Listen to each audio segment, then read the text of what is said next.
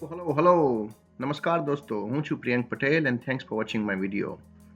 આજે આપણે વાત કરીશું સસલા અને કાચબાની વાર્તાની. આઈ નો બધાને જ ખબર છે સસલાની કાચબાની વાર્તા, પણ this is a little bit twist. આપણને ખબર છે કે સસલા અને કાચબાની વાર્તામાં સસલો આગળ જઈને સૂઈ ગયો હતો અને કાચબો જીતી ગયો હતો સ્લોલી ચાલતો. But now let's see what happens after this. તો ફર્સ્ટ રેસ કાચબો જીતી ગયો. હવે સસલાને અંદરથી થતું હતું કે સાલું આ તો હું રેસ હારી ગયો. I was supposed to be the winner. I was supposed to be more favorite in this race. હું તો સૌથી ફાસ્ટ દોડું છું, હું તો સ્ટ્રોંગર છું કાચબા કરતાં, તો બી હું કઈ રીતે હારી ગયો. તો એને મનમાં ઓલવેઝ થતું હતું કે હું કઈ રીતે કાચબાને ફરીથી હરાવી દઉં, હું આગળ થઈ જાઉં. તો એ ઓલવેઝ વિચાર કરતો હતો. વન ડે એને થયું કે લાવો let's do a race again. તો એણે કાચબાને જઈને કીધું ચલો આપણે ફરીથી રેસ લગાવીએ. કાચબાને ખબર હતી કે આ વખતે સસલો પાક્કા મનોબળથી આવ્યો છે, સસલો ઊંઘવાનો છે નહીં અને કાચબો ડેફિનેટલી હારી જશે. કાચબો રહ્યો એટીટ્યુડ વાળો માણસ, ગમે તે થાય નેવર ગીવ અપ. કાચબાને ખબર હતી કે આ રેસમાં એ હારી જશે, તો બી he say okay I will do my best, I will try my best, I will not give up. એકદમ કંઈ નહીં, કાલ સવારે મળીએ. સસલાએ જગ્યા નક્કી કરી રેસની. 6 o'clock રેસ સ્ટાર્ટ થઈ ગઈ. સસલો આ વખતે મનમાં નક્કી કરીને આવ્યો હતો કે સૂઈ જવાનું નથી, આરામ કરવાનો નથી. એટલે જેવી રેસ સ્ટાર્ટ થઈ સસલાએ દોડવાનું ચાલુ કર્યું અને ફટાક દઈને પહોંચી ગયો. સસલો જીતી ગયો. હવે સસલો ઓલવેઝ કહે કે વાવ જીતી ગયો. He was always in over confidence now કે ભાઈ હું તો ઓલવેઝ સ્ટ્રોંગર હતો, તો લાસ્ટ ટાઈમ ભૂલ થઈ ગઈ હતી એટલે હારી ગયો. તો હું તો કોઈ દિવસ હારું જ નહીં એ બધું. અને કાચબાને મનમાં રહી ગયું. કાચબા કે સાલું મને હરાઈ ગયો અને હવે દરરોજ મને મેળા મારે છે. હરાઈ ગયો એનો વાંધો નથી, દરરોજ મને સંભળાય કરે છે અને મને નીચું દેખાડવાનો ટ્રાય કરે છે. મારે કંઈક કરવું છે કે જેથી કરીને હું આને પાછળ પાડી દઉં, જેથી કરીને આની સાથે રેસમાં હું જીતી જાઉં. તો હવે કાચબો ઓલવેઝ એને મનમાં એ જ વિચાર્યા કરે શું કરું. તો એણે વિચાર્યું કે ચલો હું બી ફરીથી રેસ લગાવું એની જોડે. સસલાને કહેવા ગયો ફરીથી રેસ લગાવીએ. સસલો કે શું વાત કરે તું હારી જઈશ ભાઈ, હું હવે કંઈ ના ઊંઘું એક વખત ઊંઘ્યો. કાચબો કે સાંભળ તો ખરો, આપણે રેસ લગાવીએ, આ વખતે જગ્યા હું નક્કી કરીશ. સસલો કે તું કે ત્યાં આવી જવું, કે મારે તો કેવી ચિંતા છે કે કાલ સવારે મળીએ 6 વાગે મળ્યા. સસલો કે કાચબો કે આપણે થોડા આગળ જઈને ત્યાંથી રેસ સ્ટાર્ટ કરવાની છે. તો કે સારું ચલો. કાચબો નદી કિનારે લઈ ગયો. તો કે આપણે આ કિનારેથી પેલા કિનારે વચ્ચે આગળ જવાનું છે. તો પાણીમાં હતી રેસ. સસલાને તો તરતા આવડે નહીં. કાચબો તો પાણીમાં મસ્ત મજાનું તરી શકે. રેસ સ્ટાર્ટ થઈ. કાચબો ધીરે ધીરે પાણીમાં ઉતરીને સ્વિમિંગ કરીને જતો રહ્યો. કાચબો જીતી ગયો. અલા આ રેસમાં તો કાચબો બી જીતી ગયો પાછો. ટ્વિસ્ટ. તો હવે આવું ચાલ્યું. પાછો કાચબો ફોર્મમાં આવી ગયો કે હું જીતી ગયો, હું આગળ થઈ ગયો.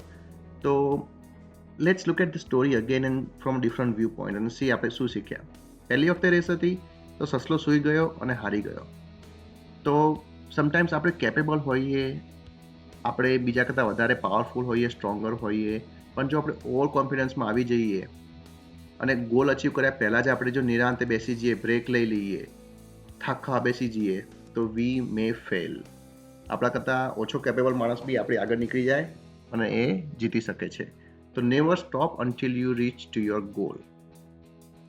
બીજી સ્ટોરીમાં ફરીથી રેસ હતી. તો વન્સ સસલાએ મિસ્ટેક કરી હતી એટલે શીખ્યો હતો મિસ્ટેકમાંથી, એટલે he did not do it again. That's very good thing.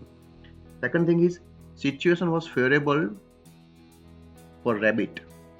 સસલા માટે એની સિચ્યુએશન ફેવરેબલ હતી એટલે સસલો જીતી ગયો. ત્રીજા કેસમાં situation was favourable for turtle. એ ટર્ટલ માટે, કાચબા માટે ફેવરેબલ સિચ્યુએશન હતી એટલે જીતી ગયો. એટલે ઇવન વીક માણસ આપણને લાગે વીક, પણ અમુક સમય સંજોગો એવા હોઈ શકે, અમુક સિચ્યુએશન્સ એવી હોઈ શકે કે જેમાં એની વીકનેસ એની સ્ટ્રેન્થ બની જાય, એ આપણા કરતાં સ્ટ્રોંગ બની જાય. એટલે આપણે જીવનમાં ધ્યાન રાખવાનું છે કે જ્યારે કોઈ બી માણસ વીક લાગતો હોય તો હી ડઝન્ટ મીન કે ભાઈ he is weak all the time, he is not strong enough all the time. It's just the situation that makes one person stronger, other person weaker. તો હવે આ સિચ્યુએશનમાં let's take one step further. આવું ચાલતું હતું, બંને વચ્ચે ચર્ચા રહેતી હતી, ઓલવેઝ એકબીજાને ટીઝિંગ કરવાનું, ખીજાવવાનું રહેતું હતું. તો બુજુર્ગો ભેગા થયા, કાચબાના બુજુર્ગો, સસલાના બુજુર્ગો. પછી કે આ બંનેને હવે નવી જનરેશનને કંઈક શીખવાડવું જોઈએ, સબક શીખવાડવું જોઈએ. તો કે આપણે શું કરીએ? Excuse me. તો કે એમને બોલાયા ઠીક છે, તમે પહેલી રેસમાં આ જીત્યો, બીજી રેસમાં આ જીત્યો, હવે તમે બે ઓલવેઝ એકબીજાને કમ્પીટ કરવાનો ટ્રાય કરો છો. How about you do something different? We give you one more challenge. એટલે કે કઈ? એટલે કે તમારી રેસ સ્ટાર્ટ થશે અહીંયા જમીન ઉપર, પછી તમારે આગળ જઈને પાણીમાં જવાનું, અને એની પછી પેલી કિનારો છે ત્યાં તમારે ફિનિશ કરવાની. Let's see who comes first. તો બંને ચિંતા કરો એમને, ચાલો આટલું બધું જમીન ઉપર વોક કરવાનું છે, કાચમાં તો મે બી કદાચ પહોંચી જ ના શકે, ઇટ્સ ટુ ફાર અવે. સસલો કે ચાલો પાણીમાં આટલું બધું સ્વિમિંગ કરવાનું છે, હું તો કદાચ સ્વિમિંગ જ ના કરી શકું, I can not be there anyway. So એવું લાગ્યું કે સારું કોઈ વિન જ ના થઈ શકે. તો કે હવે તો શું કરવાનું? તો બુજુર્ગોએ શીખવાડ્યું, જો આવી સિચ્યુએશન હોય તો instead of trying to compete with each other, how about you help each other?